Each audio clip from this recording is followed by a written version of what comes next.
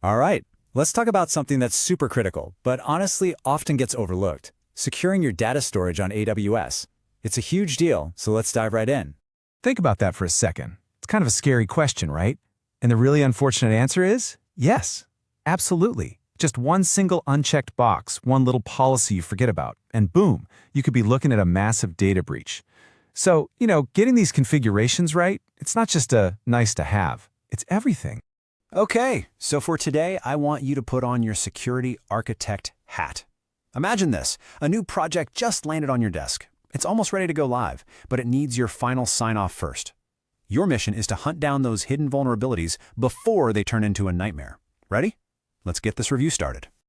And yep, right off the bat, we've got our first big red flag.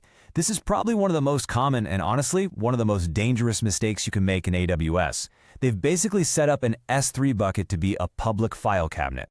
So take a look. On the left, you've got the mistake, a bucket that's just wide open to the entire internet. And on the right, that's what we're aiming for, private by default.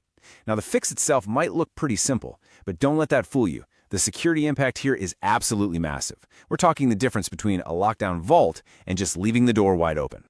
I love this analogy because it just hits the nail on the head. I mean, think about it. Would you ever take your company's most sensitive files, stick them in a filing cabinet, and just leave it unlocked on a busy sidewalk? No way. Well, making an S3 bucket public is the digital version of doing exactly that. All right, so here's the mandate. This is non-negotiable. First things first, we are going to block all public access. It's our biggest, most important safety net. Step 2, we're going to apply a super strict bucket policy that by default denies everything. Then, and only then, step 3, we grant access only through specific IAM roles. You can think of these like special security badges just for your applications. This is all about the principle of least privilege. No direct user access, and for sure, no public access. Period. Okay, let's keep digging. On to our second finding. Now this one's a little more subtle, a little sneakier, but trust me, it's just as dangerous. The project is using EBS volumes, the virtual hard drives for our servers. But the data is just sitting there. It's like an unencrypted ledger, totally exposed. So here's what the team did. You can see it on the left. They just used the default setting, which means the data at rest is completely unencrypted. If a bad actor got their hands on that volume, they could read everything, clear as day. The fix on the right is so simple, but so powerful. We're going to enable encryption by default for every single new volume in this region. It's a no-brainer. Here's a good way to think about it. Unencrypted data is like writing all your company's secrets in a ledger with a pencil. Anyone can read it, anyone can change it. But when you encrypt it, that's like using permanent, invisible ink. It's just gibberish unless you have the special key to decode it. So you're probably wondering, okay, where do these special keys come from? Well, that's where AWS KMS, or Key Management Service, comes into play. Just think of it as your master vault. It's the place that creates and manages all the encryption keys for, well, pretty much everything. Your EBS volumes, your S3 buckets, you name it. It's really the heart of your whole data protection plan. So here's mandate number 2, and again, 0 exceptions here. We are turning on the encrypt new EBS volumes by default setting for the entire region. That way, even if a developer is in a rush and forgets to check the box, it doesn't matter. The data is protected automatically, right from the start. No excuses. All right, we've got one last critical finding to go over in our audit. This one has to do with EFS, the Elastic File System, which is basically for shared storage. And oh boy. The team has configured the network access. Well, let's just say it's like an open loading dock. They've basically put out a welcome mat for anyone to wander right in. And here's the proof. Look at the left. The security group is allowing access from 0.0.0.0/0.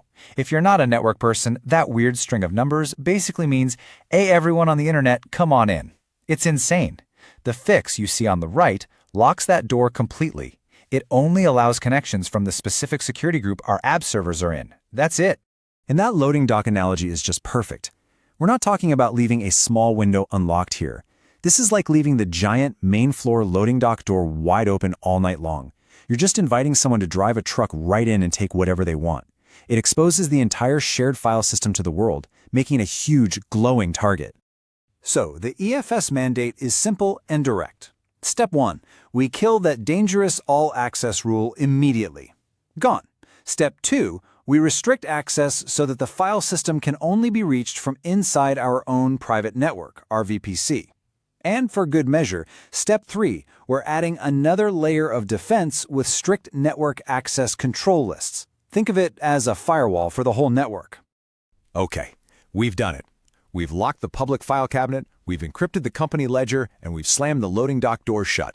The major vulnerabilities are patched, this project is now secure and ready for launch. It's time to give it our stamp of approval.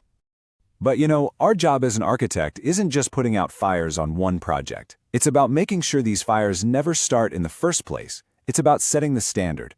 And that brings us to our final takeaway here, the architect's list of non-negotiables.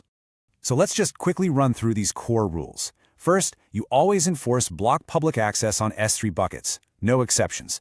Second, you always apply least privilege access with IAM and tight bucket policies. Third, you mandate encryption at rest for every EBS volume using KMS. Fourth, you lock down network access to EFS. And finally, and this one is so important it covers everything we've talked about, you have to have great logging and monitoring. Because really, you can't protect what you can't see. This is it. This is your go-to checklist for AWS storage security. So we did it. We secured this project. But here's the thing. Our job is never really done.